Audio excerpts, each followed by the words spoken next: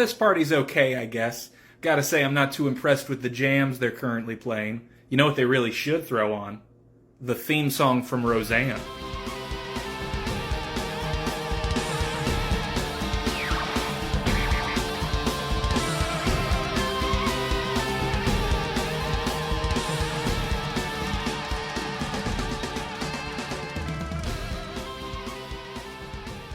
Hey, fun fans, it's time to relax your cracks and get ready for the main event today on We Enjoy, which is Halloween, The Curse of Michael Myers. We are the Mattitude Eric. I am Matt Fowler. Say hello, Eric Goldman. Hi, is relax your crack something that did Barry Sims say that? That's a Barry Sims original. Okay. Yes. In fact, the two times we've said it now, we owe Barry, the Sims estate, quite a bit of money. That is what's trademarked early on. Yeah, he's a shock jock. He's a party man, Eric. Yes, he is. He was a fun part of this fun, completely sane, logical movie that we're going to be doing that I watched for the first time. We already discussed in previous episodes that we chose to do the theatrical cut because it was much easier for everyone, including myself, to rent because it's for the first time. And Eric can talk to this about this later on. But I assume that the producer's cut, which was longer, had things. I'm not saying it was good. I'm saying it had to be better. I'm saying that there had to be more explanation and more cohesiveness can only improve this. Because I have not seen Halloween 6 a bunch. It's one of my lesser seen Halloween movies. What? I watched both versions nearly back to back. There was something I watched in between on Sunday night. There was some TV show or something. House of the Dragon. I watched Halloween 6, House of the Dragon, and then Halloween 6 producer's cut. That was my Sunday night. That sounds like a spectacular Sunday. Yeah. So I can speak to it, yes. So, I went to Houston last week with the intent of seeing Echo and the Bunnymen. The show got postponed, not canceled, fully canceled, postponed an hour before showtime. An hour before. That's the worst part. So here's the deal. And this is what makes me sound like a supreme bozo no-no. Was Echo and the Bunnymen playing here in Dallas the next night? Or actually on my birthday, which was last Friday, they were. But the intent was to have a fun road trip to a city I had never really visited. I've only been there for a WrestleMania a decade ago and didn't get to see the city that much. And go to the Hobbit Cafe, which is a Lord of the Rings themed eatery that's down there. So it was sort of a more, and then do a couple other Houston-y things. Mm-hmm. Could I have just stayed the fuck home and seen them in Dallas? I did not know this. So here's the deal. They postponed, and then was I almost rooting for them to also postpone the Dallas thing just so I didn't feel so bad? And they did. So I was like, phew. Okay. That does make me feel better too. Okay. Yeah. Other people are also upset. This makes me happy. But we did wind up going to an actual, on my birthday night, an 80s themed dance club. The first time I believe I've been to a dance club since 1997. Sure. Which was that also an 80s themed night? Yes, it was. Even though it was only at that point 7 years removed from the decade. But the 80s have been we've talked about the staying power of 80s nostalgia. So it's all I listen to honestly at this point. It's like 80s, early 90s movies. But basically I mean it's like both that our generation won't give up on nostalgia for our own generation, but that it has been surprisingly durable with young people have liked. I think there's just something about the 80s. I mean, guess I'm now it sounds like I'm doing the you see, we had the best generation. I'm not saying that. I am saying that the 80s, there's just something about it that makes it very sellable, and so that's why you can. We joke here on the podcast a bunch about was it great or was I just 8? Looking at things through nostalgia goggles. Or someone put out a funny tweet about a year ago that said it's such a huge coincidence that the best music that was ever created was when I was 12. Between 5 and 15 years old. Oh, see, I saw a variation which was just that. Yes, the greatest pop culture was when you were 12. So yes. But I just think it speaks to the strength of that music. And I didn't even discover that club existed. Apparently, this is a 40-year-old club that is Houston's oldest 80s club. It's basically a club that opened in the 80s and just never changed. Is that It kind of didn't. They do like Like other things. Basically, they stuck around so long they went from like a club that refused to change with the times, was considered outdated, to like cool and retro. They do Kinky Tuesdays, which is like Ah. set up for the kink scene, and like you can go in and do your Japanese rope tying and all that stuff. But the first thing that we noticed when we went down there, we were finished eating and we drove away, and there was a giant mural, and I had put it up on my Instagram and even on Twitter, just like of like every act I ever liked in my life was just an amazing mural. And you can go to my Twitter and go back to last week. I don't know. Scroll through it. You'll see like I took a video just doing a sort of a panoramic scope of it.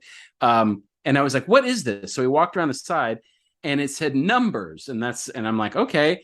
And then it had like a marquee. I was like, oh, it's like a place where they do things. And it just said Friday and Saturday, classic numbers. I was like, oh, numbers. You're at it again. Who doesn't love numbers? Still didn't answer what it was until we went online. But anyway, that was fun. And then, Eric, very quickly before we get into, I'm kind of delaying the Zaslav news because I don't want to keep talking about this asshole. But he refuses to stop. It's terrible. It's terrible every week with the Zaslav. I don't like it. Well, it's like this has been like all in 1 month of like shitty Zaslavian stuff going on. It's just terrible. The Zaslavian era that we're in, I do not approve of. No.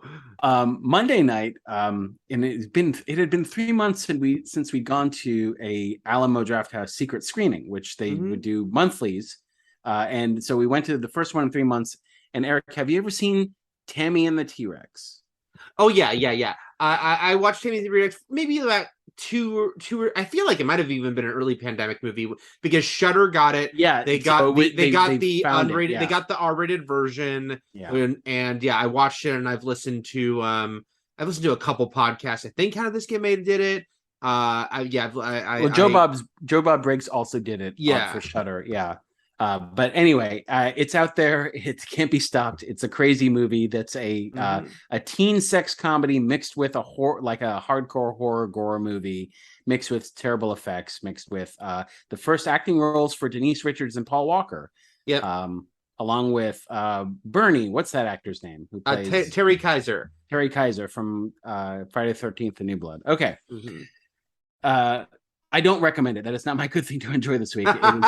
But it does share. I do recommend it, but it's not my good thing to enjoy either. It does share something in common with our main event today, which is that it is a crazy movie. Mm-hmm. Yes, we're doing a crazy movie in the main event, but first, let's talk about this motherfucker Zaslav and what he's done now. Zaslav, as we raise our fist into the sky, scream. Eric, I mostly checked out on all this. Why don't you give a rundown of the and I'm going to do a cursory rundown, I think, too, because it's Matt, it's so much that I had to remember if the first parts of this had happened last week or not when we recorded, I mean, because I knew they happened later in the week. And I don't think any of this happened when we recorded. So yeah, just the quick rundown, which is the continued pulling of shows from HBO Max that were HBO Max original series, some of which were a lot of them were animation, but not all, but a lot of animated series that were like 5 seasons in and were like had a 5th season yet to premiere that they'd been producing for 2 years because animation takes a long time. Yeah. And just really horrible, like the worst of Hollywood. We don't give a fuck about you or your fan base or anything, because it saves a few dollars on some budgetary line, that we are going to pull this show, not air the episodes you've been working on. In some cases, pull it from the YouTube channel. In some, it was all over the map, the specifics of like what shows were pulled everywhere and then what were still available, say on iTunes, but some never were. It just was horrible and mercenary, and a lot of like really sad and upsetting tweets from people who've like worked really hard on these things. And it's just like, fuck you. It's gone. No, pre warning or anything. I don't know if we mentioned last week the 200 episodes of the Sesame Street being pulled without warning. No, we didn't. That happened afterwards. Yeah. Which I was already upset that Sesame Street, which was created for as free programming for children, for parents who needed that, was already on a pay service. So and now like to get rid of it. I guess you could see them on YouTube, but yeah. Yeah. And so yeah, just all this crazy stuff of these horrible moves. that just really just seem like just so not looking ahead as far as how you are hurting your audience loyalty and your relationship with creators, because there's like no unless you're there. Matt Reeves, who apparently doubled down with a multi-year deal. Yeah, although, because that was the next thing, is the funny thing about there was Matt Reeves news involved as far as like stuff getting pulled or canceled, but in a little softer way, which was, I think, 6 animated projects that were all announced for HBO Max, all of which were quote unquote canceled by HBO Max and will no longer be on that service. But in this case, Warner Brothers is still producing them to shop elsewhere. And the big one, the one that was really like, what? Was Batman Caped Crusader, the new Batman animated series produced by J.J. Abrams, Matt Reeves, and Bruce Timm, and his big return to like doing a new Batman animated series that is a spiritual follow-up to Batman the Animated Series, the beloved, maybe the most beloved version of Batman ever. That will no longer be on HBO Max. It will be made and shopped elsewhere, but still kind of like in a bizarre, strange move. And also just shows you how you're at the whims of, like, the pendulum can swing so quick, and like regime changes and corporate changes and mergers, because HBO Max and Warner Brothers under Zaslav is so suddenly shifting the whole, well, you want everything under one roof on your streaming service because you just want to like be like, hey, here's where everything is. Them deciding to sell off these properties and be like, will Netflix get Batman Caped Crusader? Right. Will Hulu? Will Peacock? Then you're just back to where you started. Yeah. Yeah. And so it's like, again, like, and because Zaslav probably won't be with this company for long with all these moves. Will the next guy decide to switch it back? But this guy, fucking this guy, by this the way. guy, this fucking guy. I've never seen Matt. I did a tweet that had a minor viral moment, not a major viral, of like I was like Zaslav. That Zaslav saw the bad press that Bob Chapek was getting at Disney earlier this year, and that Netflix as a company were getting, and was like, I can outdo that. But it is crazy. Like, I already mentioned how you don't want to be a corporate exec, a studio exec who everyone starts to know your name, because it's almost never for a good reason. And I'm like, I've never seen someone be like, I will torpedo the goodwill. And just the news today that they're holding funeral screenings just for like people who worked on the movie. That Warner Brothers were holding like quote unquote funeral screenings of Batgirl. Yeah. And that just literally to save money, and probably just to be mean at this point, they will destroy all copies of this movie. So it's not like even like later on we will. That's dubious. I will say that. I don't know. Someone's got to have it. Someone's got to have this. No, I don't believe. Yeah, that there was some a mistranslation of an interview with the directors where they were saying like they destroyed, but it was because it was done in French, and that's not true. They were blocked out. So I mean. I guess nothing's off the table as far as shitty moves. I believe they're just doing things to be cruel. It's funny because just last week or the week before, I don't remember when, forgive me, when I recommended The Walking Dead Telltale Games, and about how that final season almost ended midway, and like it didn't get an end, and like Skybound Games and like former Telltale writers came back together because they're like, and Robert Kirkman even specifically was like, no, we have to finish Clementine's story. Like, right. Even if it was at a financial loss, or even if it was like more effort than it should have been, like they came back to do that. And this is everything that you're saying is the complete antithesis of that creative spirit, and that need for closure, and that need for I don't know. It's everything that is ugly and grotesque about the business aspect of showbiz, right? Like, to a new degree, because we've never dealt with this type of we've never seen it on this scale with the streaming quickly. Verse, right? Yeah. It is insane, like to see it on such a top level, and to see it especially attached to a streaming service that was being so well received. It was like the best one. It was like the best streaming service, and we'll talk about what the worst one is coming up in a little bit. But yeah, I feel like And then like we previously asked like, what about Evil Dead Rise and all these things? So we got some actual reshuffling of DCEU movies, Theatrical along movies with today happened, along with the announcement that some of these former streaming movies are going to be in theaters. One is Evil Dead Rise, which is a TBA, I think. And which no, so Evil Dead Rise got dated for I believe was it March or April? So look, what was the to be determined one? That was Salem's Lot. That's right. That's right. That was supposed to be out in September. Basically, Evil Dead Rise took its slot, and Salem's Lot is postponed. As they say, it's coming later in the year. I will say, Matt, it had been such a fucked up, few weeks that people were like, "Will Evil Dead Rise ever be seen?" Even though we'd heard that, people were liking it, and it's like, okay, it's like, will it ever be seen? Will the finished product be destroyed and torched and set ablaze? Will the ashes be blown into the faces of the people who worked on the film as they're also hurled off a cliff? Like, what? But yes, there was good news for Evil Dead Rise and for House Party, which was supposed to debut on HBO Max this summer and got pulled. And there was, a lot of like, will that be shelved forever? House Party will open in theaters in December. You can't stop the Pajama Jammy Jam, which is the sequel, I know, but it's the Wrath of Khan of the series. They have to get to it. But how will they do it? Will they mess up the sort of the re-envisioning, the reimagining of the Pajama Jammy Jam and the way that Khan in Into Darkness was poorly received? Right. Evil Dead Rise will be in theaters now in April, which is great. Just that we get a new Evil Dead movie and it's going to be in theaters. That's great. Meanwhile, though, the ever-shifting DC movie landscape with that Shazam 2 is leaving December of this year and moving to March, which was the slot Aquaman had. Aquaman 2 moving from March to Christmas next year, 2023. Ridiculous. So it's crazy because, don't forget Aquaman was once slated for this Christmas. Shazam was next year. Then they swapped it in the first place. So there was all this swapping of what would open in December from DC. The answer now is nothing. December 2022. Shazam moves to next year. Aquaman moves way later. That just leaves more room for The Way of Water to make us all shit ourselves with our mouths. Yes.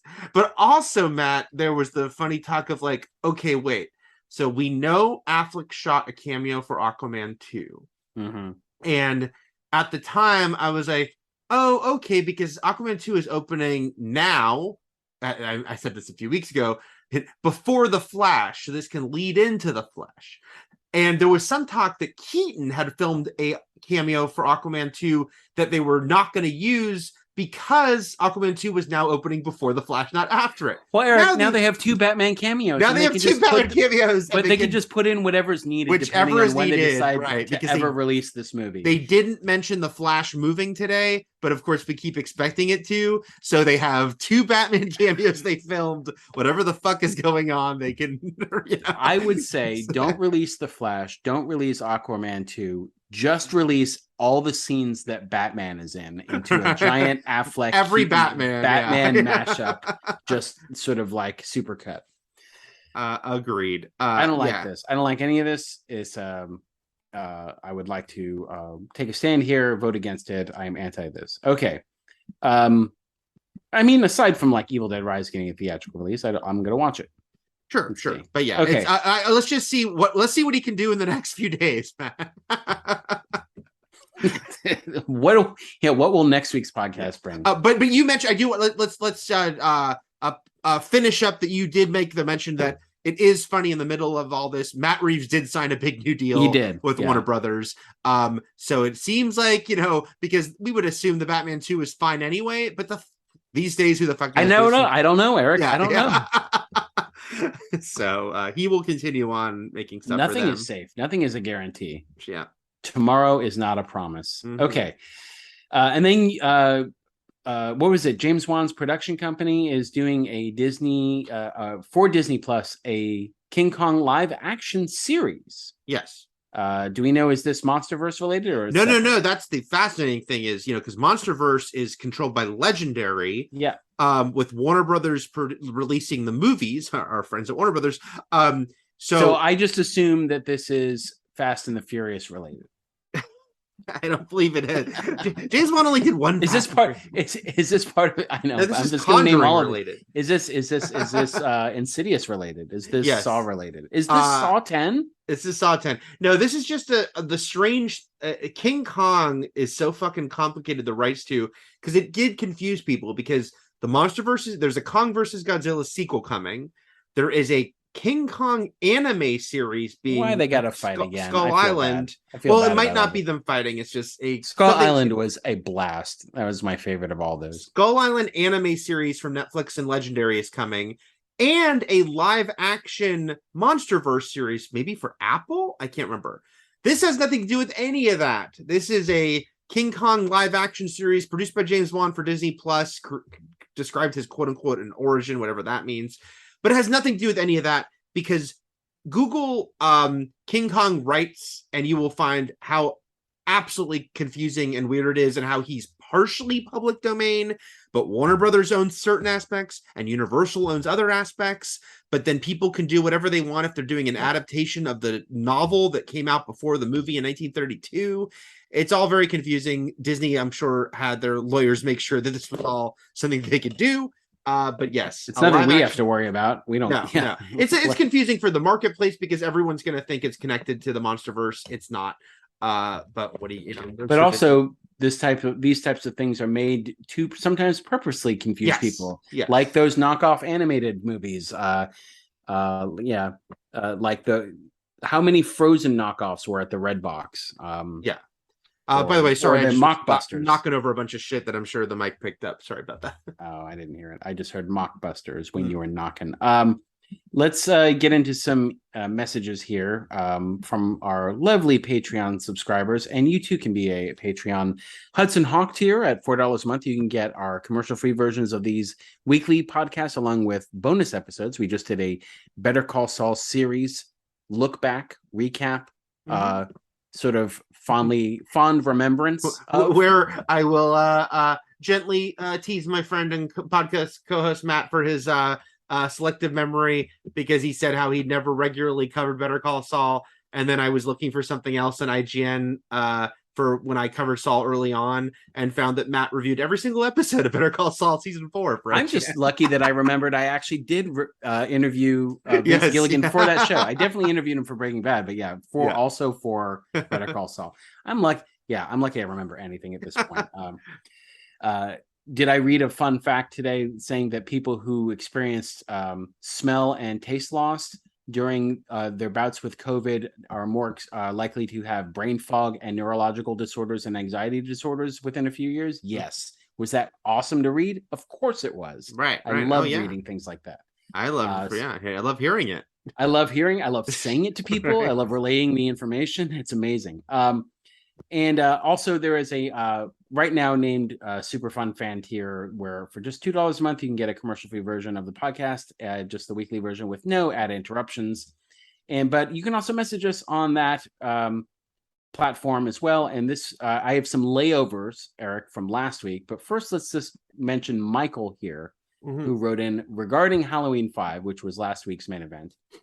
And Michael wanted to comment on the goofy music for the two deputies, which he referred to as Bulk and Skull music. Very similar vibes. For the two cops in this movie has a spot with a slide whistle that sounds like the slide whistle in The Man with the Golden Gun on the Mount Rushmore of jarringly out of place cinematic sound drops. Yes, for those who have seen the James Bond movie, The Man with the Golden Gun, while escaping Southern Sheriff J.W. Pepper, the stunt. The funny thing is that it's a great stunt, sort of a landmark stunt. Yeah, no, it's a great stunt. Absolutely ruined by the slide whistle drop. It is, it's like so undercutting yourself. And yeah, the sound effects for those two cops are very Bulk and Skull before Bulk and Skull. So maybe Hayam Saban watched Halloween. I wish something that stupid was in this new movie, this Curse of Michael Myers. I wish these guys, these idiots. Let's say that, yeah. I mean, things are absolutely insane, but there's a lot going on in Halloween 6, but there is no. I wish there was that type of like weird moment of levity, though. There was no attempt at comedy. Oh, no. And then, so leftover from last week, Scott wrote in to Patreon about the Halloween series. Hey, Matt and Eric, quick question about this bizarre Halloween continuity as the series progresses. Do studios really expect the casual viewer to keep up with the crazy retconning and weird timelines / names of the movies? How did these movies ever get so popular when there are literally 3 films with the same title, with one even being a sequel to one other? What the fuck is going on here? We're getting a little ahead of ourselves, Scott. We'll probably talk about this obviously more as we go forward with H2O and so on, because honestly, right now, we just ended the first timeline. Yes. Like with Curse of Michael Myers, which is today's main event, this is an actual through line. So Halloween 3's tangent aside, this has been one ongoing. This is one long story. Like nothing, no movie that we've come across so far has skipped over or ignored or flat out denied what happened before. Right. It all is built up. It hasn't built up well, but it is all one story, but it ends now. Yeah. And then we go back to different things. And I think to answer the question, though, it's like, I think that they count on 2 things, which is, and I think they're right to some degree, which is there is the hardcore fan who will care about us, care about, and know going in exactly all of this bullshit. And then there's so many more casual, young, I want to go see a horror movie on a Friday night people who won't follow that stuff, and it won't really be important to them. Because and it also like, we'll just see literally like he brings up, Scott brings up that there are 3 movies called Halloween. They'll say, oh, there's a new Halloween movie, and they don't care what it's called. Everyone gets very Lucille Bluth about it. Like, go see a Star Wars. They're just a Halloween, right? Yeah. Like, I mean, that's the thing about Halloween 6, as we'll talk about in a few minutes, is there is a certain audacity to the fact that it took 6 years for this movie to be made, and yet it is so tied into what had become overly convoluted canon at this point. It is a very big surprise. It was asking that they don't use that moment to just kind of do a soft reboot. Right. You would think, it being 1995 and wanting to get like a 16-year-old to go see Halloween 6, and which they dropped the number anyway, that they wouldn't be like, we have to deal with the cliffhanger from 6 years ago. They did. And God bless them. Oh boy. Okay. Finally, and if I missed any Patreon messages, forgive me, I'll get to them next week. I didn't do a full sweep before we came into this one. This one was left over from last week as well. So we're still doing catch up, which is from Cosmo. Cosmo is best boy. Boy. Yes. You didn't play the Guardians of the Galaxy game, which I recommend to you. It's very fun. The video game that just came out. I loved it. Cosmo's in it. Okay, so regarding commercials on streaming platforms, which was a conversation either from last week or the week before, I assume the week before. Good day, fine fellows. I'm 39. Like you guys, come from a generation used to commercials. I believe every one of my streaming subscriptions is the cheapest tier available. Oddly enough, I am willing to pay money to get commercial-free versions of a podcast, though. Yay. I do it too. Thank you, and I do it too. So okay. 2 things really bother me about commercials and streaming. Some platforms seem to bank for commercials and they repeat them constantly. You see the same 2 minutes of commercials during the first commercial break every single episode you watch. These jerks had a collection of 100 commercials that they went through. I would pay attention to them a lot more and be less grumpy but they just have 4. Okay. 2, Paramount Plus. I said we were getting to the worst streaming service, Eric. I'm not talking about content necessarily. I'm talking about user interface. Okay. Paramount Plus, for example, I start an episode of Strange New Worlds. I'm forced to watch 2 minutes of commercials before the episode starts. But if I already watched this episode and I just want to skip ahead to the 37-minute mark to see a cool scene, after those 2 minutes of pre-show ads, I'm immediately forced to watch 2 more minutes, likely the same ads. The fast forwarding and the ability to leave an episode and return to it where you left off is my big sticking point so far. I have many with Paramount Plus's user. That's my big one, is that like I'm forced to watch it in one sitting with no interruptions, and God forbid I pause it for too long, because then the entire thing just crashes. So but being able to go back into an episode and not have to fast forward through something which inevitably can lead to ads is a huge problem. I don't like it. And I 100% agree on the some platforms that have a very small group of ads they keep repeating. The worst for me, I don't know if it's still like this because I haven't been watching enough of their shows to need it. But a few years ago, I remember watching the CW app because they would, to catch up on they had like the last 4 or 5 episodes, and they were the worst as far as like just same ad over and over and over. I'm like, and again, as someone who I don't want to say defended ads, but say they don't drive me as crazy as some, that drove me crazy. It's like, yeah, give me a variety in my commercial breaks. Seeing the same commercial as I try to get through the show in an hour will drive me insane. Cosmo closes out by saying, yes, these are first world problems. Yeah, we know, but what do we talk about here except first world bullshit here on the show? That's kind of our niche. So, all right, let's get into our good things to enjoy. Next week's main event, as you can follow along logically here, will be the next Halloween movie in the series, though it is not called Halloween 7. This was a big one. This was a big one that came out. Halloween H2O, the return of Jamie Lee Curtis. And this that is not the subtitle, but I wish it were. Oh man, not even I wish Laurie it was Strode. Just called. I wish it was like the way this one ditched 6. I wish it was called Halloween: The Return of Jamie Lee Curtis as Laurie Strode. There you go. Okay, and this one is on, what did we call this? The greatest streaming platform around, Paramount Plus. Yes, you can watch this on Paramount Plus or rent it elsewhere if you don't have that, or have Paramount Plus but don't feel like dealing with it. Right, but it's there. All right. So Eric, speaking of Paramount Plus, I know that's the funny what is your thing. good thing to enjoy this week? What is your good thing to enjoy on Paramount Plus? My recommendation this week, I don't know how much time I'll spend on it because I think that you get the gist once I say the title. The full title is Mike Judge's Beavis and Butthead, because he's now getting his name in the title with this revival. All right. But the newest version, the newest revival of Beavis and Butthead that just debuted a few weeks ago on Paramount Plus. Yes. Yes, they make me laugh. No, and that's the thing. I'm remembering I was at the panel at Comic-Con that Paul Scheer moderated with Mike Judge, and they showed 2 extended clips, and I'm laughing. Everyone just laughed their asses off. It's just so fun. And Trish hates Beavis and Butthead, so I'll watch it in the other room, but then I'll like be cackling, just like Max Katie laughing from the room. This it's a revival of Beavis and Butthead, and you know what? It's funny as fuck. If you ever had affection for Beavis and Butthead, they still got it. It's interesting because. And I'm not here to defend Beavis and Butthead to people who are too young to have seen it or have seen it and don't like it. I don't know. I think Beavis and Butthead fans like us, all I have to do is hear Butthead go, and I laugh. So it's kind of like I'm in automatically. I'm easy. So. And guess what? In Halloween 6, a character does Butthead's laugh at one point. He does. That's right. As a topical reference in 1995.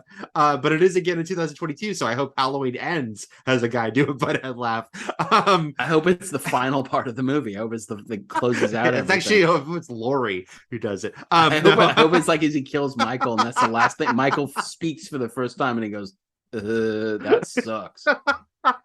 Oh man, 10. No, it's Beavis and Butthead is back. It's the same characters, it's the same format because they can't change, they shouldn't change. It's hysterical, and the big update, of course, is what do they watch in the little vignettes in between the stories we're being told, and that it's not only music videos. There are still music videos, but that it is also TikTok videos, YouTube ASMR videos, just all sorts of different modern stuff that we all consume that is perfect for Beavis and Butthead, because what has replaced MTV is like the thing that you just watch is like clips of stuff, so it works perfectly for that format. It's funny as hell. It's interesting, Matt, because a lot of people are forgetting, and maybe they want you to forget, that there was a Beavis and Butthead revival in around 2010. Yep, I remember. And we covered it for IGN. Yeah, so I remember covering it at New York Comic-Con. And it obviously it was only on one season, and I remember not being into it, and I don't know if it was because I was the wrong age, like again, an age, which is funny to say. I was there for the original. I loved it. I wasn't into the 2010 episodes, or were they just not as good? I think they weren't as good. I think maybe Mike Judge, it wasn't the right time for him. He came back again to do it now, and it's really, really funny. And there's new episodes every Thursday, and it's been making me very happy when I get. I do remember it just not being that funny. So. Yeah, same here. I for whatever reason, that 2010 version. This version is very funny. Maybe we grew as people, and now we've regressed back. Right. Well, yeah. I mean, we lost more, that. That's for sure. We lost that improvement. We lost that actual right. evolution that we achieved. Again, we can say I feel like I need them more than ever right now, and a dark time. They are here for us. So it's Beavis and Butthead. They're stupid. They're funny. It's funny because they're stupid. And shenanigans happen, and I laugh a lot. Wouldn't have it any other way. Yeah, Paramount Plus. There you go. No offense to Trish or anything, but it's even funnier to me when someone's enjoyment of Beavis and Butthead annoys somebody else. Oh, same here. Yeah, same here. Okay, my pick is not a laugh riot, nor is it a particularly well-reviewed film, as it turns out. Which is to say that it's not. I think it was released over in England. It's an English film, and it will be released on Netflix here next week. And it's called I Came By. I dug it. I watched it today with a press screener, and so damn the reviews. I would say I dug it. It's not the most important film in the world, but I think it was actually, it surprised me in unlike some really cool ways. Beavis and Butthead, which is the most important TV show in the world. Unlike Beavis and Butthead's Paramount Plus movie that actually Beavis and Butthead do the universe. So we're talking about movies here. It stars George McKay, Kelly MacDonald, and Hugh Bonneville. And that's all I'm going to say. I'm not going to say the rest of the cast, Eric. You will know them from like Boardwalk Empire, 1917, and Hugh Bonneville, though. So the biggest get here is Hugh Bonneville, who we know from Downton Abbey and as from the two beloved Paddington films. Yes, playing a horrible serial killer.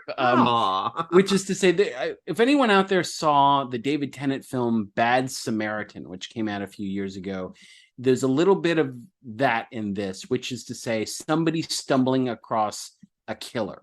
Somebody who's sort of a lower level criminal in their own right, who discovers a bigger shark out there, which is George McKay and his partner, his best friends from childhood. They are like renegade graffiti artists, which sounds like somebody the Punisher in Warzone would blow up with a missile launcher. Sure. But they basically break into rich people's homes, and they kind of do a big spray paint piece with the words "I came by," and they like target fucking people they think are corrupt or have too much money and stuff like that. And basically they kind of go into the wrong person's home. And I won't give much more away than that, which is that Hugh Bonneville has something locked in the basement. And so it's sort of a suspense piece that surprised me in its focus over the course of the three acts. I don't want to give too much away, but there are definitely more than a few switchbacks, Eric. I love switchbacks. To say, things that really caught me off guard. But again, it's also a very small film. It's not like it's not like one of your Marvels out there, or one of your big time King Kongs. What's the point, your Halloweens? One of your Halloweens out there. But yeah, I say give it a shot when it hits Netflix next week. I think it was a good time with some recognizable people doing creepy things. All right,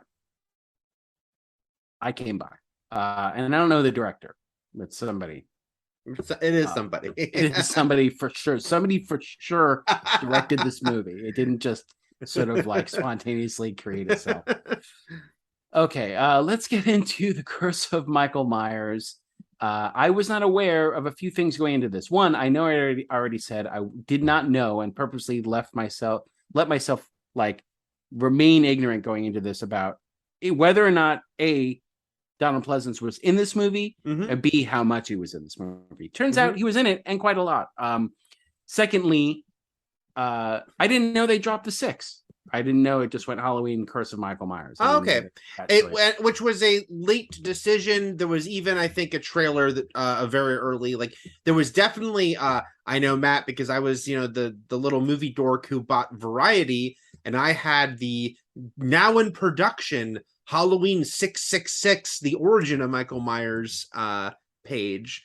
So whether they were going to call it Halloween 6 or 666, the number was there for a while, and then they decided. I think that was probably a concession to the fact that it had been 6 goddamn years, ironically, and that they were going to, which was at that point a tie for the longest break. There was also a similar break between 3 and 4. But this seems longer because things had changed so much, All right. A couple things I'll say before we dig into this film. Yeah. One, I'm so mad, so angry, Eric. I'm so angry that it's even worse than what spoilers for Alien 3, what they did to Newton Hicks. Oh, with Jamie. What they do with Jamie. Yeah. And it's not just like the killing of Jamie. It's terrible. Quickly.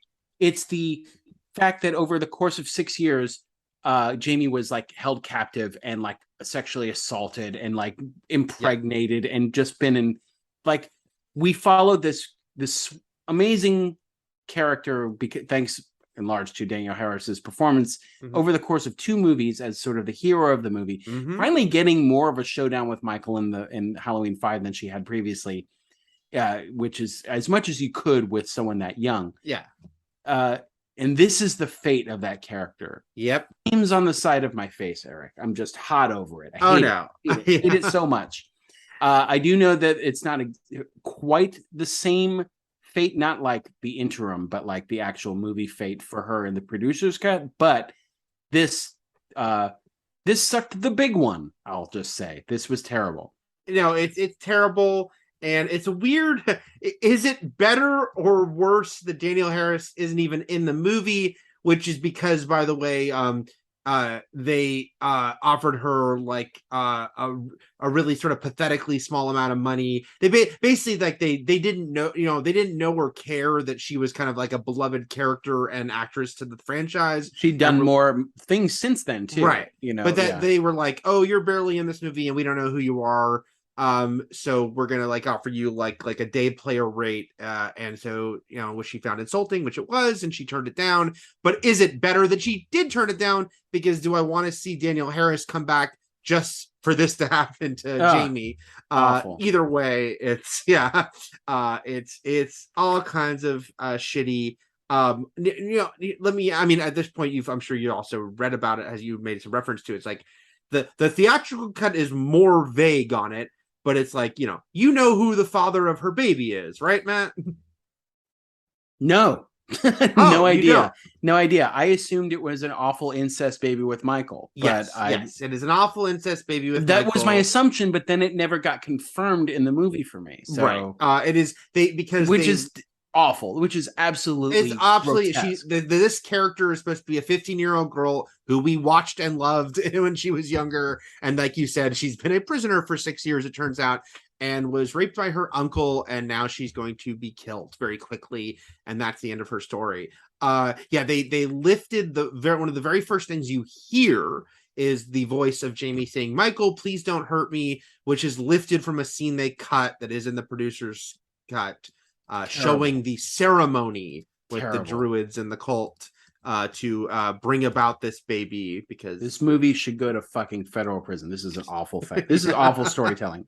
This is a lot. Secondly, I am just left with so many questions about how this movie looks and moves. And first of all, it's ugly, this movie. There's so many close-ups and strobe lights. I know there was like a certain style going on in the mid-90s as far as this goes, but things are poorly shot, and there's too much I don't know. It looks bad. It should feel bad, and then things don't make sense.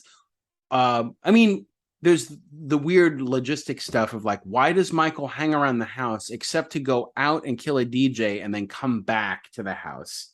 Why does he do that? Why does he leave to go in the guy's car to kill this guy? He didn't even know who this guy is, by the way. Right. Put him in a tree, go back to the house. There's just stupid stuff like this throughout the entire movie. Then there's the larger, just did anyone do weird? Why does no one, aside from the father in this Strode offshoot family, which I didn't even know what this family was for the whole time. Yeah, I didn't know. Never really explain it.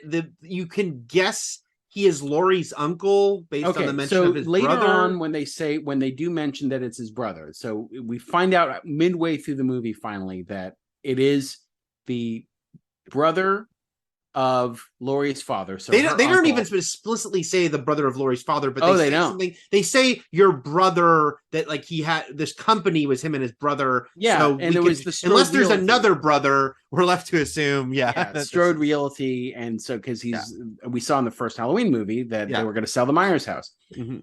I don't know how. Well, because the first time I see Kara Strode, I don't know who she is. I'm like, is this Laurie's sister?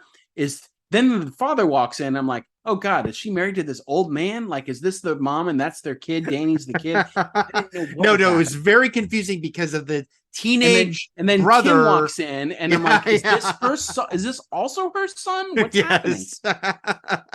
How does no one know about Michael Myers or that house in this family? I don't understand how they like. I understand if people.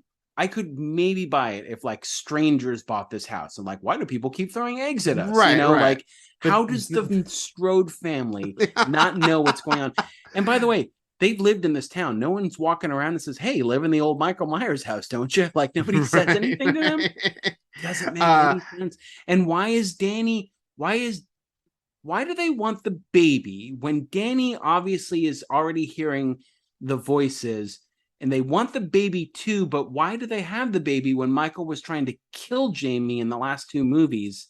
Oh yeah, and end the bloodline. There's way too much going on in this movie, and also, who do we follow? Who's the hero? Like who's the hero? But like you mentioned, the fact that this movie involves a little kid and a baby that are separate characters.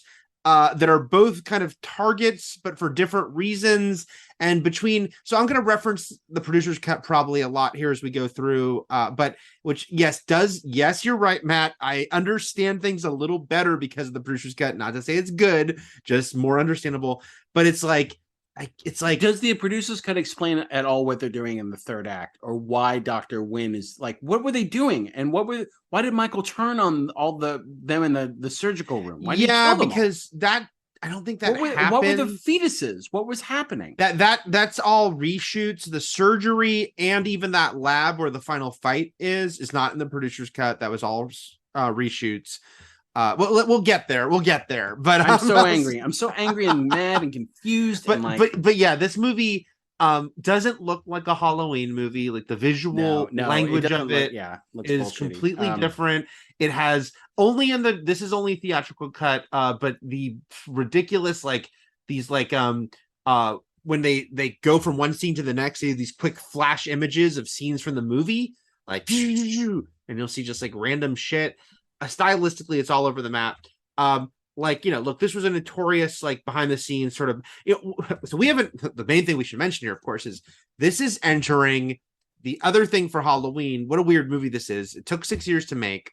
It is on one hand wrapping up, I use that term loosely, wrapping up one storyline, the best we're going to get, but it's also beginning a new era, which is the Miramax Dimension era for the Halloween franchise, the Weinstein era for the franchise. And by the way, the Disney era, because at this point, Miramax is owned by Disney. So this movie was released technically by Disney, as were the next couple. And there was a lot of battles behind the scenes between the Weinsteins, Bob Weinstein specifically, the less horrible of the Weinsteins. Those people still don't seem to like him very much. He ran Dimension, and him and the Akkads, who still had control of a lot of parts of the franchise, fought a lot. And this was like the first of their, big fighting behind the scenes battles. I just want to mostly mention this because Joe Chappelle, the director, seems like, like he was like a hired gun. They changed so much of this movie. Who knows? This movie does not look good, but it's really funny with Joe Chappelle. If you look at his credits, because he directed Phantoms, Matt, for Dimension a couple years later. Phantoms. Yes. That was just for Brent Simon. Yeah. That's an in-joke for us. He directed The Skulls too. But since then, he has become a big TV guy.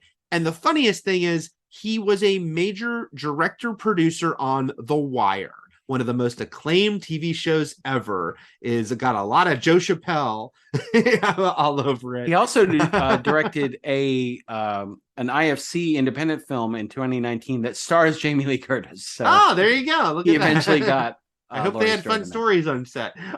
They shared stories. He's like, you think you starred in the best Halloween movie? I made the best Halloween movie. Both versions. So yeah, he's done a TV and worked on Fringe and CSI Miami, but The Wire's the one that really stands out because he worked on a bunch of it. As director, producer, and second unit director. But anyway, too bad they got him early on here when he didn't know how to direct shit. So. Yeah. I mean, again, I can't. But this place movie's the a blame mess on him. every level. Yeah, it's a mess. So yeah, okay. So Silver Lining. This is a tight 90. Pretty good. It pulls in at like an hour and 25 minutes. I guess that's with the credits at the sort end. of impressive in that this movie has way too much going on. As we just they didn't. Well, it's short because they didn't give it an actual ending. So, they didn't give it an ending. They just left out like a good 10 minutes. Yeah, they didn't bother explaining anything. So because there's so, like I said, it is crazy that the fifth one left them with this major cliffhanger, and that they decided to continue with it and add so much more. And like, okay, you know how like earlier in the podcast we were talking about like, oh, they came through and they saved the Walking Dead Telltale Games final season, and because they had to complete Clementine's story for the fans. Right. I think at this point by 1995 we would have been fine if nobody addressed that cliffhanger back in Halloween 5, and they just started something new and just pretended it didn't happen. So this is one of the rare examples of like, we didn't actually need the don't give us what we asked for. Yes. Don't keep going here. Mm-hmm. It was very jarring to obviously I knew Paul Rudd was in this movie, and I also knew he was playing Tommy Doyle. I was not prepared for Tommy Doyle to be an insufferable tool who was very much the new Loomis in a way, which is I didn't expect serious Paul Rudd. Like, oh my god, when he is staring, like when they're describing how all he does is stare out the window, and we cut to him standing flat as a board staring out the window. There's a part in this movie, like I have a part in my notes, I've already gone through some of them already, where I just list questions I have about things that happen. And there's one part of the movie where they're like, come to my house, you'll be safe here, you can watch your house, Michael Myers is going to your house, don't be careful. Mm-hmm. He just goes outside for a walk. I don't know what he's doing. He's just walking down the street on Halloween night. He's not looking for anyone. Yeah. Eventually, he finds a dead body, but that's just coincidence. Right. Like, what was he doing? I don't know. He just explained the rune. He had rune talk with them and talked about all the symbols and the constellations. And then he's like, I got to go outside. I don't know what's like. How do you do that? Anyway, there's so much going on in this movie that the fact that the Myers house changes again is very low on the list of grievances I have in this movie. One good thing about this movie is that I don't know who plays the dad, but they got a real oh my god Back to the Future Biff in here, just being the worst. I mean, he's way worse than Biff. He is. No, I know, but I'm saying like he's just the worst version of a father and husband as you can be. Like, what a piece of shit! Everything out of his mouth is irredeemable. Like, I know. It is totally terrible, cartoonish to the extent where I'm in my head. I'm like, okay, well, he dies, so that'll be cool. Yeah. But not only does he die, he dies a horrible, agonizing death, and meant like a multiple death, like a stabbing, electrocution, explosion death. So that was the explosion part was part of the reshoots, Matt. Yeah, that was the best thing that they did with reshoots. Yes, was to make his death worse. Full applause there. Okay, so we got so much going on here. I already mentioned the how irate I was with the whole Jamie thing. She escapes, so gives birth to incest baby already. Just a totally deplorable way to start this movie. Yeah. But Nurse with a Conscience helps her escape wherever this is, the cult and factory. For some reason doesn't go with her. I don't know why. Yeah, I don't know if she thinks she's gonna. First of all, if she thinks standing in Michael Myers' way to get killed, so give Jamie time to get away, is going to slow Michael down, it will not, because Jamie literally drives away from a bus station and Michael follows her on foot, I think. I don't know what happened. No, he runs off the road, but he actually gets to the bus station somehow. Because she's in the bus station on the phone and he arrives and he has actually walked there, I believe. Anyway, my point is, nothing will slow him down because he can walk slow and get to wherever he needs to go. everything is tied together by this talk radio host named Bill Sims, who we already mentioned is Barry Sims, who's a very fun individual. He's super high energy. He's just got a really cool vibe.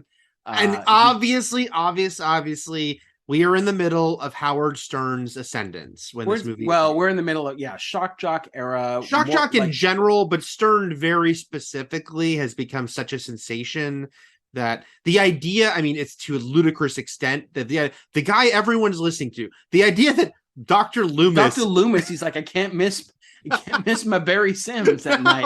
Oh, I never mentioned. Well, I listen to Barry Sims while I write my memoirs. By the way, that was never addressed when he's like pulls out his manuscript to show his doctor friend. He's like, "Oh, I've written everything in my life here." That's never brought up again. Yeah. Anyway, so it just basically he's there. He talks. People are calling in about Michael Myers. Some people want to are sexually attracted to him. Some people thought he was shot into space, and later we'll find out that was Jason.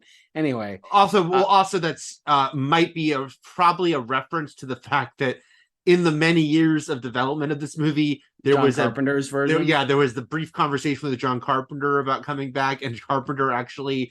And you never know, is Carpenter just fucking with them? But apparently Carpenter says there's a little bit of fuckery with. Let's do Michael in space. So. And then also talking about how the economic downturn for Haddonfield and that they banned Halloween. But why is Halloween back this year?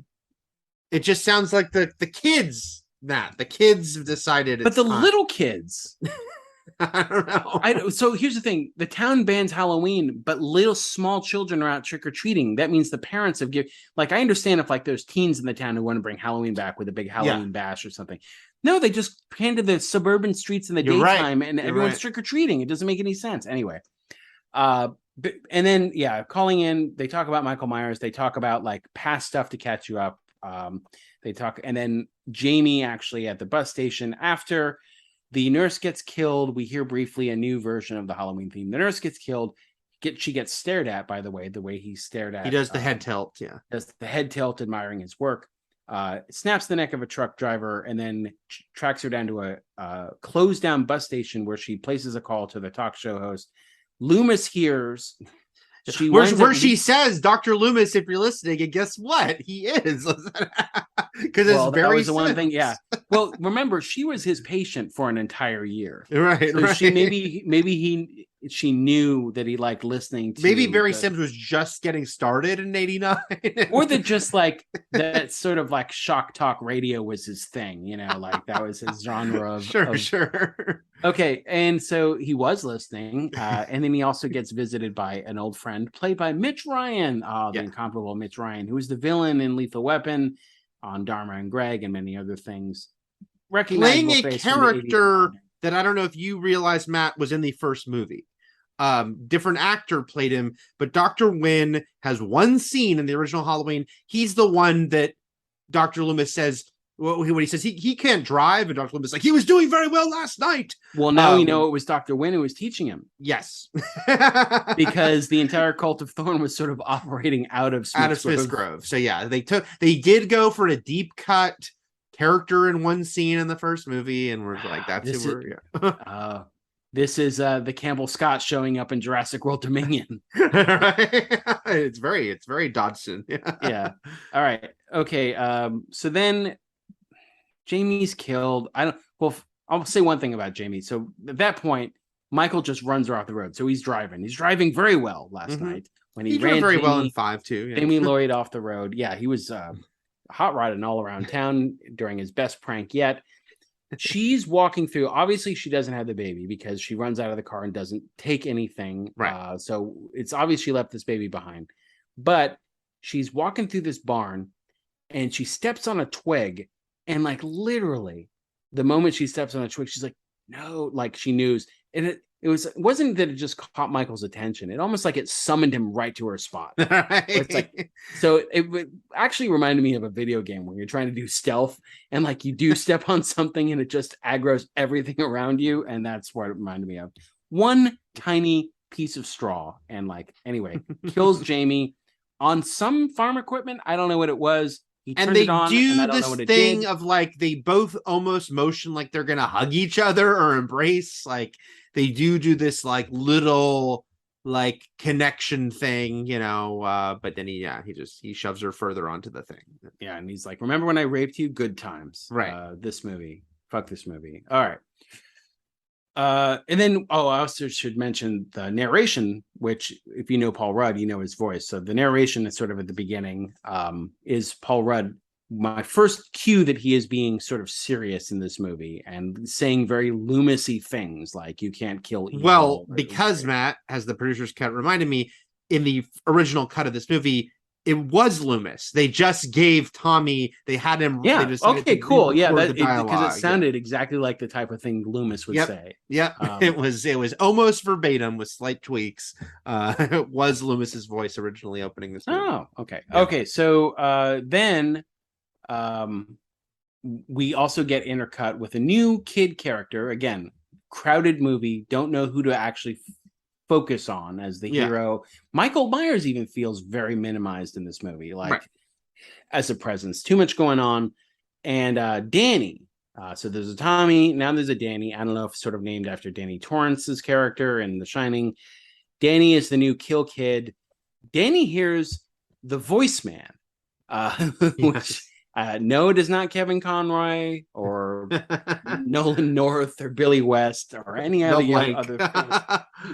the famous voiceman that you Frank know. Welker is the voice. It's Frank Welker.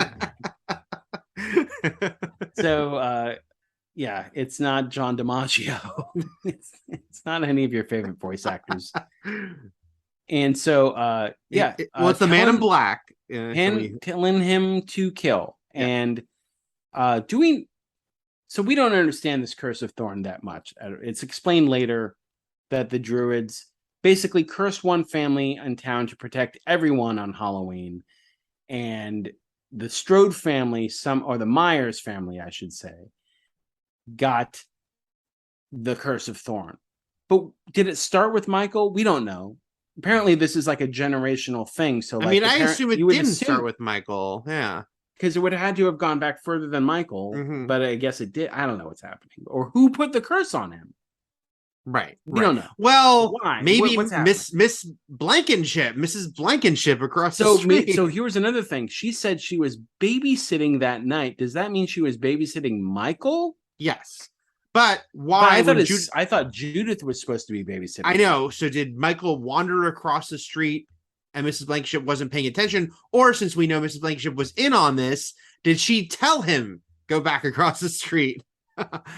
Since they wanted him to kill his sister, I guess. Huh. Well, because she's the one, isn't she the one later who's like, he hears the voiceman? I don't know, something like that. Yeah, I think she does. Just like Michael heard the voice too. Well, I something was definitely up with her the first time she starts talking to Danny later on in the movie. She's like, "You want to know the real meaning of Halloween?" I'm like, "Oh boy, she says some very Connell Cochran-y stuff at that point. Yeah, she's like, she's like, Halloween's about pranks, and I'm the biggest pranking babysitter of all time. Yeah, I tell kids to go kill their parents. I mean, Connell Cochran was all about kids killing their own parents. So yeah.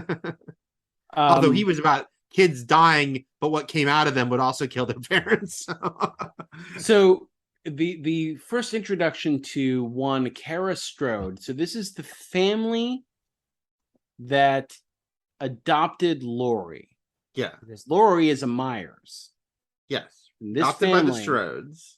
By one section of the Strodes, who we've only seen the father in the first movie. We don't know what her mom looks like. But then this family, we did see her. Well, we saw her mom in 2, who said, "I'm not your real mother." It was like a piece of shit in that one little flashback. Oh God, in a dream, right? Yeah. Oh God. Okay, so this is her adopted uncle's family. So this is her adopted cousin, and then Danny would be her adopted cousin once removed, or first cousin once removed, if I'm remembering how cousins work. But then, so this kid's having a nightmare, and in comes the mom, and she's done up to look sort of momish, where I think she's in a robe and her hair is up, she's got glasses on. But then she goes back to her room and strips down into hot, like, horror movie chick. So it's like, then that's when Tommy's just staring at her too. Creepy Tommy. this whole family is very confusing to get the logistics of going. It wasn't until later when they talk about the Myers house, and it was like, Tommy says like they're the family of the people who adopted Lori. Yeah. So, but they're living in the Myers house. We assume that Michael goes back to the Myers house because he thinks the baby will be there. Yeah. Like he's looking for the baby. Well, the cult is too, but like, why does he think the baby will be there? I don't know. I don't know. We should also mention though that the actual mom, not Kara, Kara's mom is played by Kim Darby, who I know best, and you know best. Matt has the mom in Better Off Dead. Yep. I'm pretending it's the same character. Same character. It's got raisins on it. You like raisins. And her breakout role was in the original True Grit, in the role that Haley Steinfeld would play decades later. Yeah, she played Maddie. Yeah. Mm-hmm. But here she has a victim, a Strode, a victim of the Myers, married to the worst man ever. Well, she was the mom in Teen Wolf 2, right? I believe she was, yeah. Or no. Actually, no. Teacher. She was a teacher. Yeah. All right. So then we've got Mike. So basically the whole thing is Michael's going to come home. Loomis learns about Lori. Jamie. Loomis, whose scar has turned into just a little scar. They gave him he has a full beard, but he's got this one little striped scar now where he had all the. And it's interesting to note here that Donald Pleasence. So we're now, let's see, 17 years after the first movie. Mm-hmm. I feel like he's aged way more than 17 years for some reason. Well, no, I mean, I think it's the thing of like when you're later in life, like this happened. I mean, even Patrick Stewart recently suddenly looks like Patrick Stewart looked the same age for a long time, and then all of a sudden, suddenly, like all of us somehow you were the Dorian Gray of yourself, right? And then your portrait takes over you. You're like, oh no. Yeah, and I didn't want, because I knew because you mentioned you didn't know he was even in this movie for sure. It's like, the fifth one clearly written with the idea that this is his death. And that would have been that was a great death, and it was a good death for him. The best part of that movie was like the final showdown stuff. Was really well. But no, they decided 6 years have passed. We have to bring him back. I don't know. Oh, he's so weak voiced, and he's so obviously they shoot around him a lot, like they do a lot of close ups where he may not be in scenes with the other people, but then that's just sort of the style of this movie anyway. He goes to the crime scene, sees the thorn symbol, knows Michael's doing shit. Runs into Tommy Jarvis at the bus station. No, at the hospital. After, and we all start somewhere. We can forgive Paul Rudd for some of his acting in this movie, I suppose, where especially like in the hospital scene, he was like, "My baby's hurt." It's like, just give me a doctor. There's some bad stuff here, but there is. But it's so funny because this movie came out like 4 months after Clueless. Yeah. This movie came out. When did Object of My Affection? That was after this. That was after this. And I believe the timeline is this for the Ascension of Paul Rudd. Fall 2004, he filmed this and then went right from this into Clueless. But then Clueless came out first, and while Clueless came out that summer is when they did the reshoots for this. So he even as Clueless, he was celebrating success of Clueless. He had to come back and film some more bullshit for this movie, which then opened in the fall. But like you said, you got to start somewhere. You do have to start somewhere. And then basically he tells Loomis that Jamie was not the end of Michael's bloodline. There's still this stupid baby. They don't know where it came from. They don't know. They just know it was Jamie's. And I was eventually this baby gets fed. But this baby is just taken everywhere without being fed or napping. I was very concerned the whole time. I don't even know where he wound up getting baby formula in a bottle. But all I could think about for most of the time when the baby was on screen was like, someone needs to feed this baby because this baby's been in the bus station cabinet overnight. Also, though, it's just hysterical that it's like Tommy goes to the bus station, which is now busy with people, is the only one who notices a trail of blood into the bathroom. Other people presumably have been in this bathroom. No one's cleaned it. There's a pool of blood in the sink, and no one's heard this baby, or if they did, they ignored it. It just Yep. seems like there was a lot of. It sounds exactly right. Yep, you got it, Eric. You followed it. Right. Makes perfect sense. And then I'm trying to also, so around this time, so Tommy meets Loomis at the hospital, and then and he tells him that the Strodes are living in the Myers house. But then there is a very funny moment in this movie where Mrs. Strode, Kim Darby, is home alone, and Loomis. this is an amazing scene. This is an amazing Eric, scene. what if I went into someone's house and I went up behind them and I scared the shit out of them? And then I'm said, like, "Is everything all right? Are you okay? Do you need to sit down because you are a mess? So goddamn Are you funny. okay?" Some creepy old guy in his old trench coat comes in and is like, "Hello," and they're like, Different color trench coat from the traditional Loomis one. well, it's his retired trench coat. I It's guess so. officially retired. But yeah, that was so funny. I did note that because that was very funny.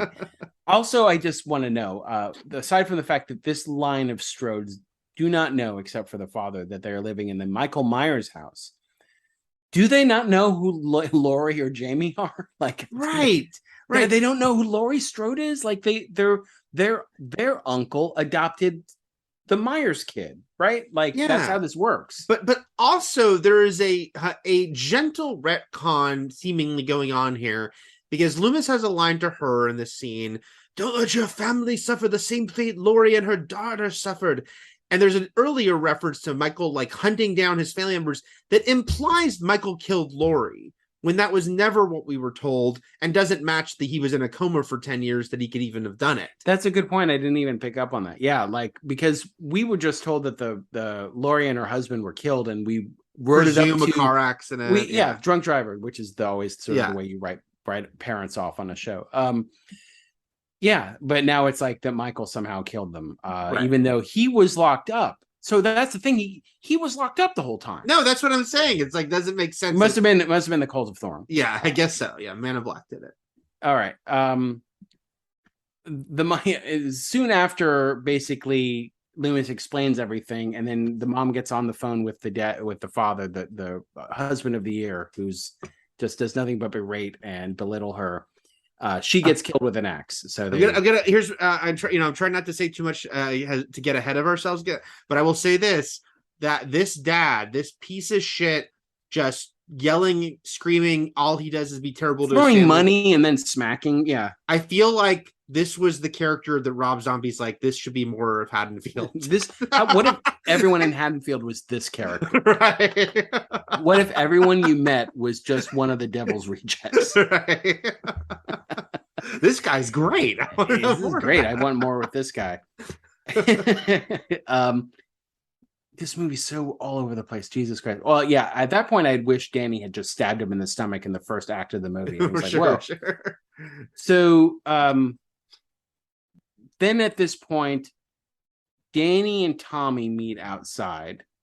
And then the next time we see them is when Carrie comes back to the house, and Tommy is just creepily in Danny's room with a baby. Yeah, with the baby, yeah. And ooh, like this is a fine scene for any mom to walk in on. Yeah, the guy who she's seen looking at her changing across the way, but he's got a baby, Yeah. So everything's good.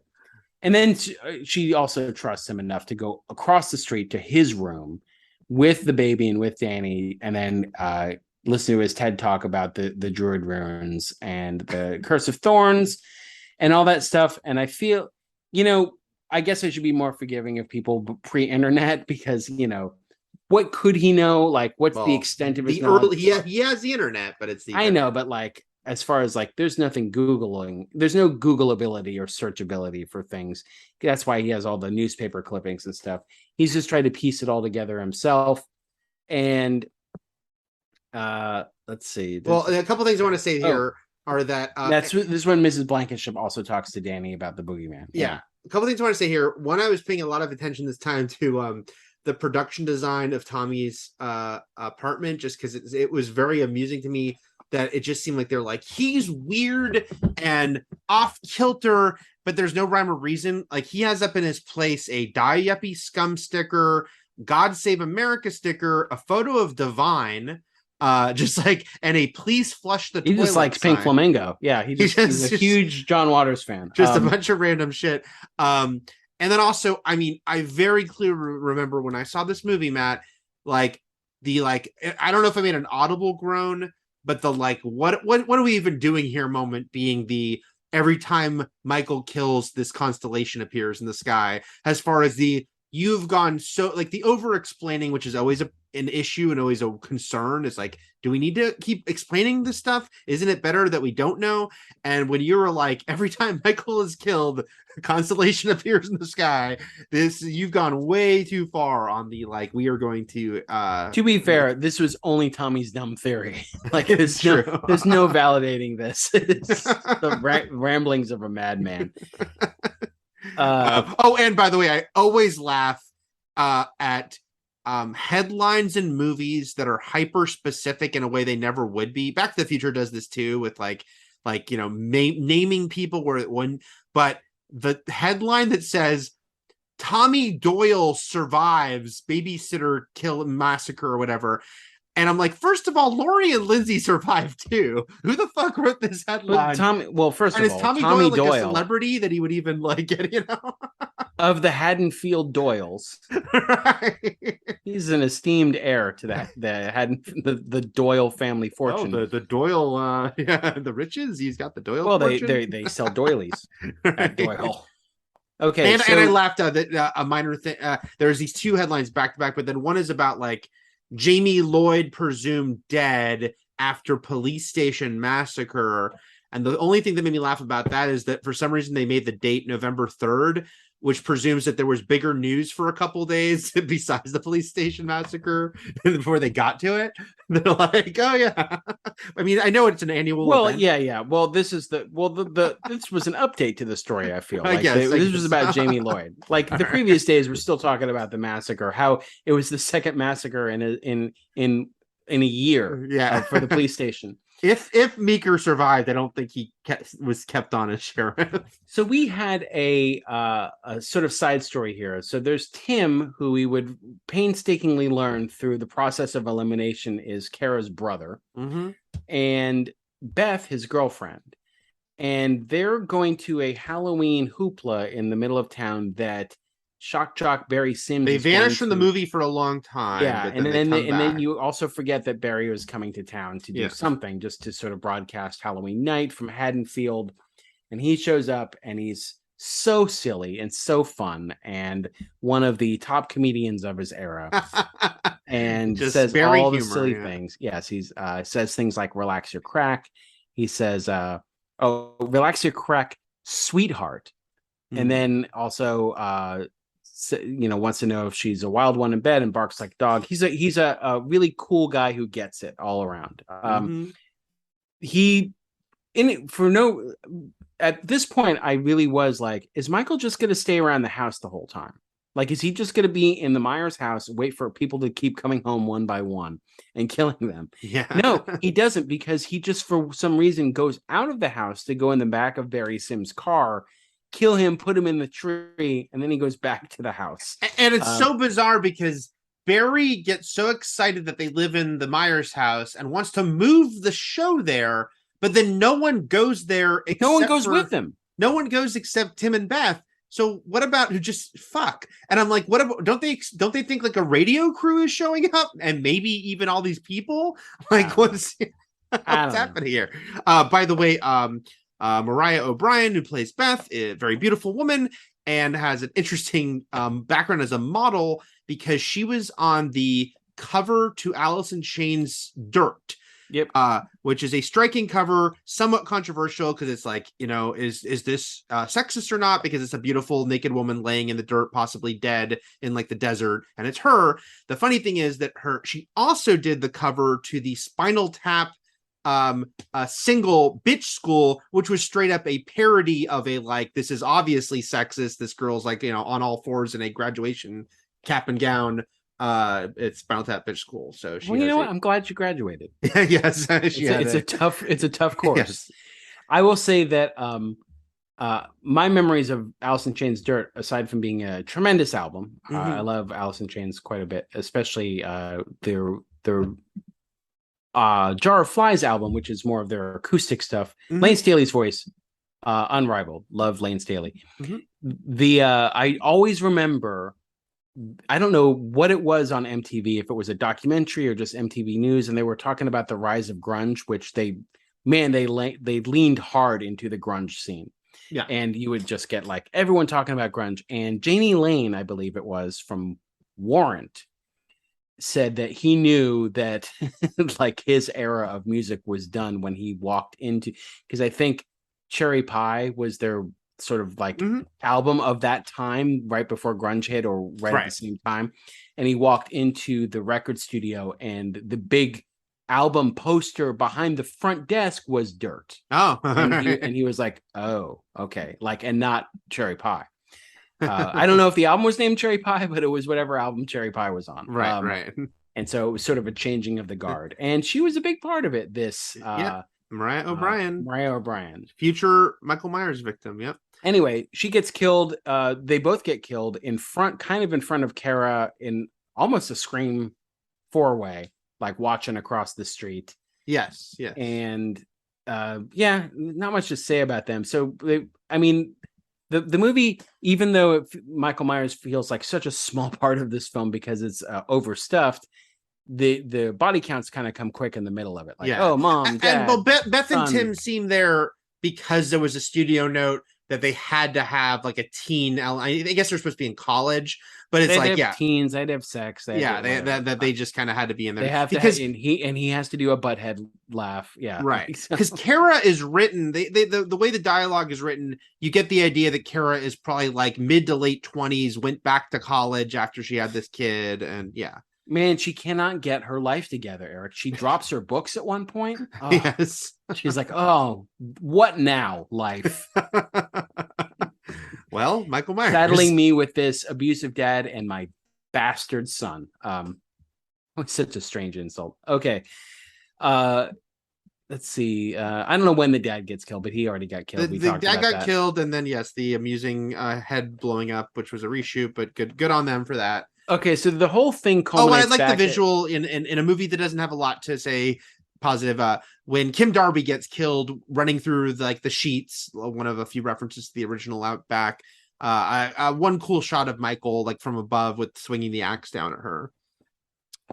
And she was like, "You like raisins?" Again, saying that line. Yeah. So it's sort of everything piles on at the boarding house across the street, and this is when we find out that Dr. Wynn is he the Man in Black? Yes, he's the Man in Black. But first, before that, I do want to mention that this is the one part of the movie that goes heavy on very briefly evoking the original very purposefully, which was Michael, Kara, and Danny alone in the house, and Michael falls down the stairs, and he's like, the whole like, is he down for not? And getting, we have to get the kid, and he jumps up. And then when she runs across the street with Danny, it's a direct pull, homage, self-reference to the original, as she's banging on the door and Michael's walking across the street at her. The movie did nothing to deserve this. No. This good. It's like striking when it happens because it's in the middle of this, You're like, you dare to homage the original movie right at this point. But yeah, so when is the Man in Black? And then Mrs. Blankenship's also a cultist. And then the weird thing happens. Jumps up. But I just want to say that it's funny that because they had this goddamn Man in Black thing and they had to resolve it. But no one cares. And also it's like, there's no real like mystery around it, or, I realized the two things they try to do with red herrings is Barry, because Barry walks up with a trench coat and hat on. But then when Kim Darby's walking around her house shortly before she's killed, there's a black trench coat and hat behind her just to make you think, is someone in that house the Man in Black? But whatever, it's when I wasn't paying enough attention to care about any of that. I also feel like so some weird. This is when the movie, if it already hadn't at this point, truly goes to hell. Nothing makes sense. Even this scene doesn't make sense. The whole movie doesn't make sense. Why? Like Jamie's dead. She didn't have her baby. who could she have ever given it to, left it wherever? Everyone just, all the villains decide. I mean, they just assume correctly in their, to be fair, that the baby would wind up either at the Myers house or the boarding house. Like they had no idea Tommy would find this baby. They had no idea that it would somehow get brought back here. Jamie doesn't know this side of the Strode family. Like, there's no reason they should think the baby would even wind up in Haddonfield, or that, like, enough to call the Myers house and yell at the mom, to yell at Kim Darby, we want the baby, right? Like, why would they think this family has the baby? They do, but that's just happenstance. Kara jumps out the window like a fool. So stupid. I would have preferred that actually killed her, because that would have been funny. Like, if she had died, because it looks like she was dead. But no, to get away, she might have just hit herself in the head with a hammer and knocked herself out so they could carry her away. But no, she jumps out the window, doesn't even attempt to tuck and roll. She just falls flat on her fucking face and knocks herself out.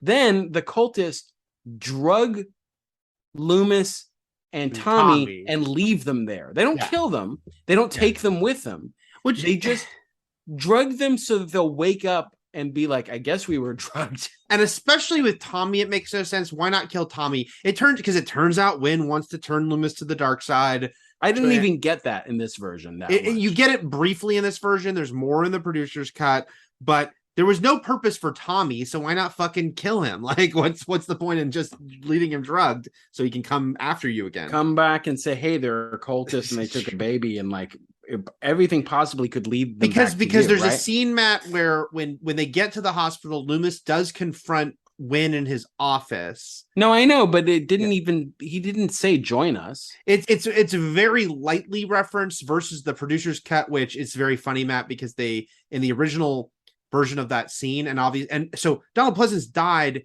in February of 1995. So Donald Pleasance was dead by the time they did the reshoots for this. So they could only reshoot like Wynn's side of that scene, which they did. And so in the reshot version, which you saw and in the theaters, he's Wynn sitting in his suit when he comes in. But in the original version of that scene, Wynn looks like a fucking dork because he's wearing huge black cloak with giant like shoulder things coming off it, while he's much more explicitly saying to Loomis, like, I want you to. Yeah, I didn't get that he wanted them to join all. I also didn't get what he was doing. Like, right. I also don't understand what the whole plot is. I understand that, like, he was fascinated by Michael's evil and that Smith's Grove helped nurture that or cultivate that, and that the cult of Thorn was working with the hospital.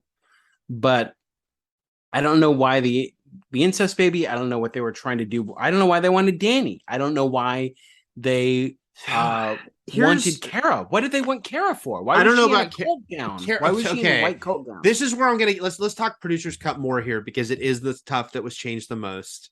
First of all, I'm looking at the dialogue in the original version of the Wynn Loomis office scene, and Wynn is like, I protect Michael, watch over him, and now it's time for another. Now it's time for you, Dr. Loomis. Okay, so here's what I get from the producer's cut that's not in that a little more. Okay.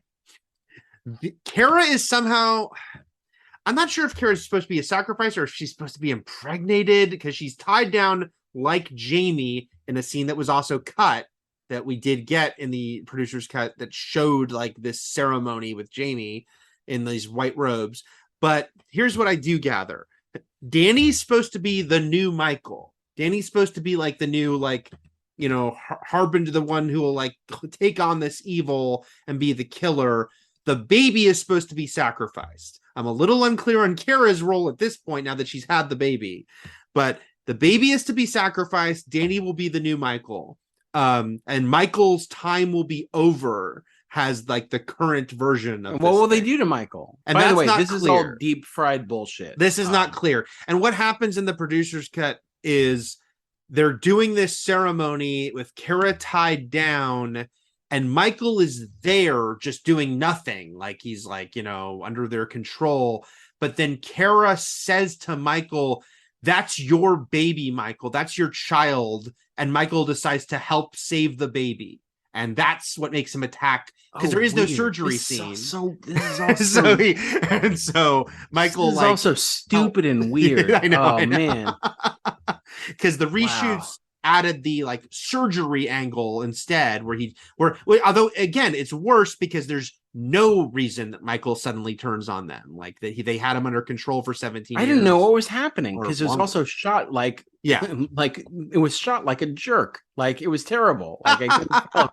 and I guess Wynn gets killed in that scene, but I don't even know. But it's not clear at all. I also know. Well, that's considering how this movie actually ends. That's the least, because there's a point where Michael's following them through like one of the catacomb hallways, and like they're running from him, and he finds a mental patient or a doctor. I don't know who he does this to, but he smooshes their face through the bars. Yeah. But then in the scene when the gate actually falls forward and down, the body's gone.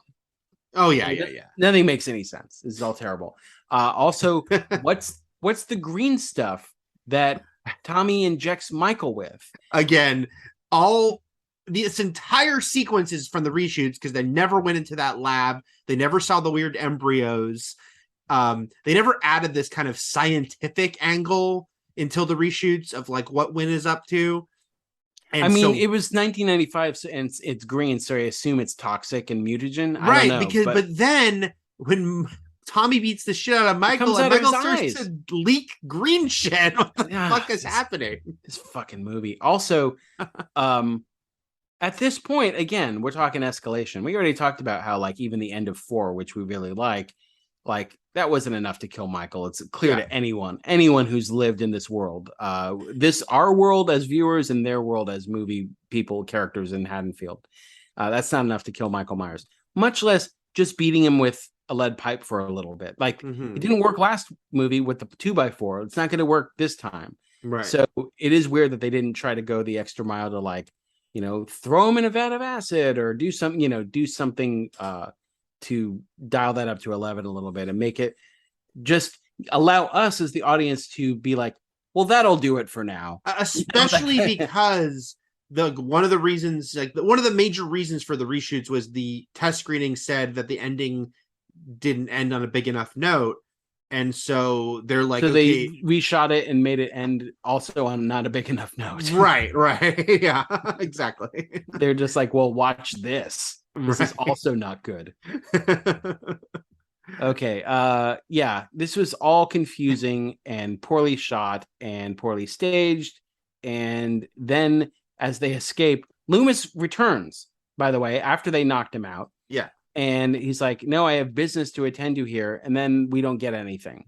Well, we hear him screaming over a shot of Michael's mask. Why did Michael take off the mask? By the way, you were talking about the continuity of the body vanishing. The green goo should have been on that mask, but it's not. So Michael, but also, like, I assume that was Loomis screaming, but we don't know. It was. It's a lift from the original ending, which I'll get to in a moment. It was Donald Pleasance's. Again, Donald Pleasance had passed away at this point, so they couldn't do anything with him for a reshoot. So they just took this scream he done for a different reason. And I guess they imply Michael's killing him off screen. I guess. Because of course they knew that this is it. Sadly, this is going to be it. But yeah, it's sort of such a sad cut to black in memory of Donald Pleasance. Terrible. It's like this movie.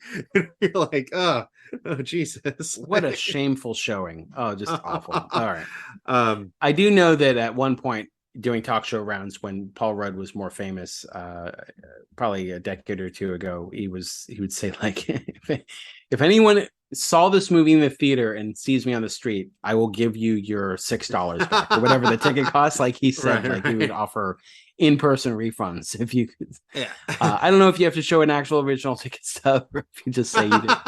I think he'll go by the honor system. So here's the original ending, Matt. They never go into the lab. It is very funny because it goes way more. Oh, I thought you were just going to say here's the original ending. It's very funny. Well, it is very funny. The deputies come back. Yeah. No, the original ending is they're running through the hospital and they go into much more about the runes because Tommy's like, well, they're using dark runes, but there are light runes too. And something I always remember this being so funny. When I saw getting rune retcon. We get a lot of runey stuff here, and this always made me laugh when I watched like the bootleg VHS of this. Well, before they released a legal version of the producer's cut, which is Tommy has a little satchel of runes, Matt, and he He takes it out. Michael's coming at them down the hallway, and he makes a line of runes, these little stones, and Michael can't cross it. Like Michael stops. Like he's stuck. He just stops moving. The power of the light runes stops him. Eric, the only runes I have in a satchel are macaroons. Right? And they're delicious. They're delicious. And I brought enough for everyone. They go outside. They leave the hospital. Wynn walks up and sees Michael stuck like that and is like, what have they done to you?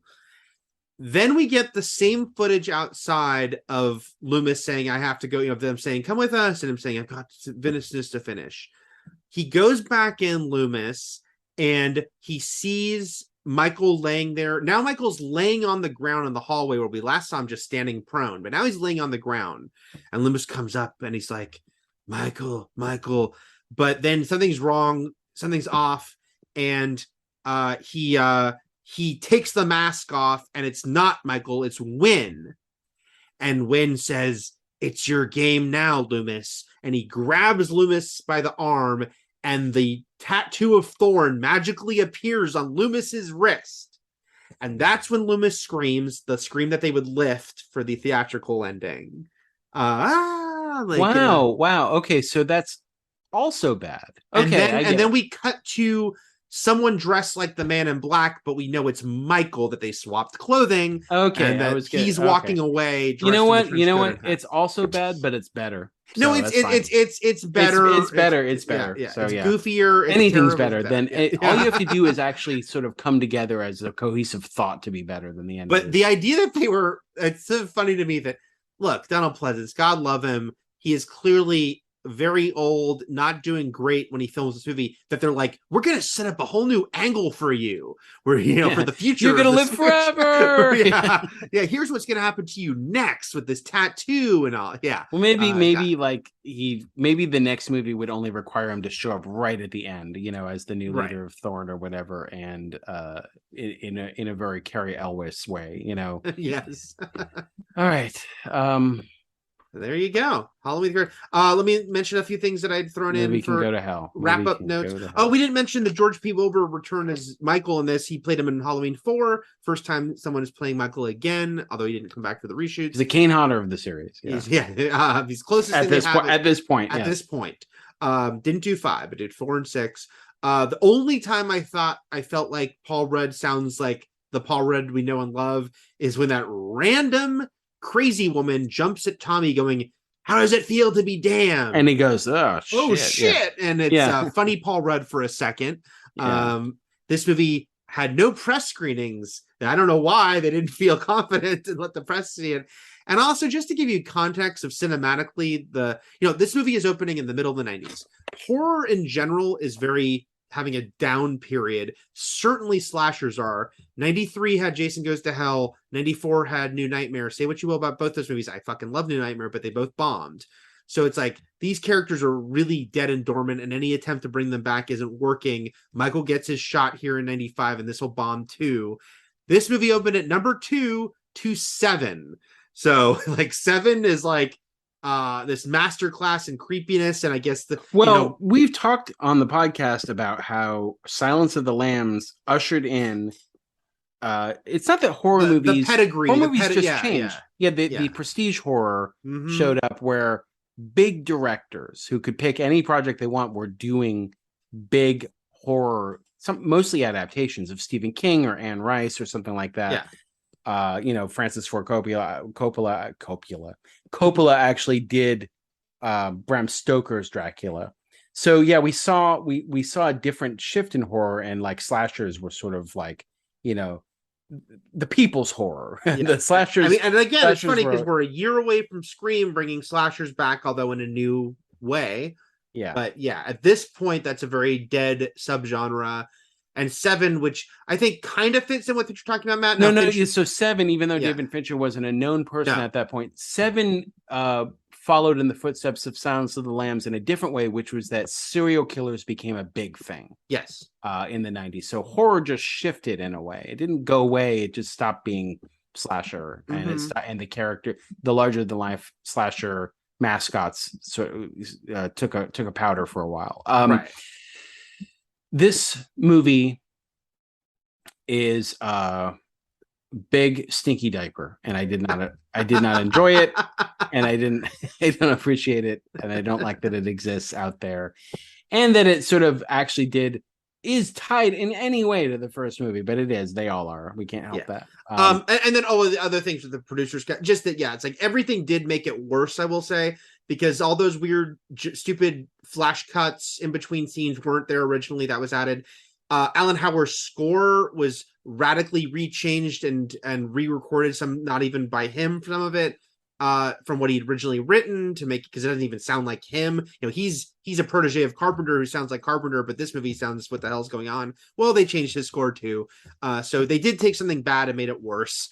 But yeah, it's a weird movie because it opens in a time when no one's really into this kind of movie anyway, and then it's like a really terrible example of this kind of movie. Yeah, so. And they're like, this movie reinforces why I'm not into these movies. It's so bad. Before we go, and next week, Halloween H2O, you can watch it, stream it on Paramount Plus, or rent it elsewhere. Was I out of my gourd? Was I hallucinating in the closing credits when George P. Wilbur was actually listed as the Shape? Oh, I mean, he probably was. Like in the closing credits. I'm looking. Okay, if it was something that doesn't spring to your mind, then no, I think you probably did. I mean, that's fairly typical, right, for most of the movies to do that. So. Oh, they all list him as the Shape? They don't all, but it's used more than the original. I mean, there are multiple movies that use maybe it was just more insulting in this movie. And IMDb lists him as the Shape too, so I think that is what the credits. Okay, said. cool. Yeah. All right, Curse of Michael Myers. Bad cinematic experience. Okay. Next time, I haven't seen H2O in a long time, but I remember I liked it. Mm-hmm. I remember not minding it. I remember it being fun. Okay, so hopefully that remains on my rewatch. And until then, everything is possible, but nothing is real. And Shakma. Shakma. Shakma!